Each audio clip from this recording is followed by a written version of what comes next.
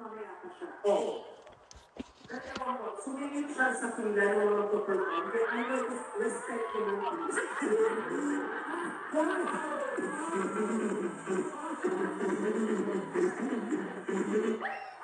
respect naman sa mga artist.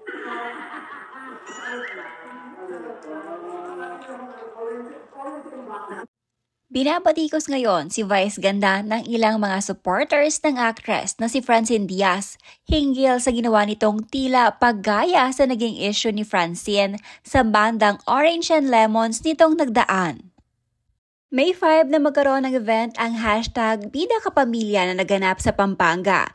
Dito nangyari ang biro ni Vice Ganda na kung saan ginawa nitong biro ang naging issue ni Francine at ang bandang Orange and Lemons tungkol sa hindi pagkakaunawan na magkabilang kampo sa kanilang oras ng pagpe-perform.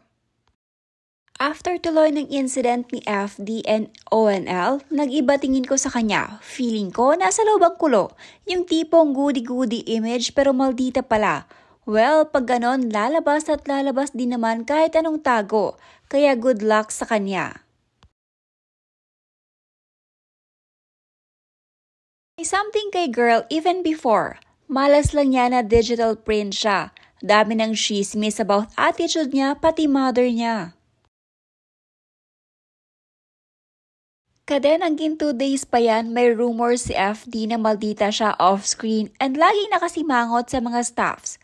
Bida kasi yung role niya kaya nada-divert kay AB yung hatred noon since kontrabida si AB. 2019 ko pa yan sinabi sa sarili ko na one day lalabas din yung totoo dyan kay FD. Kasi nafe-feel ko talaga noon sa mga interviews nila ni AB na parang plastic talaga siya. And here we are!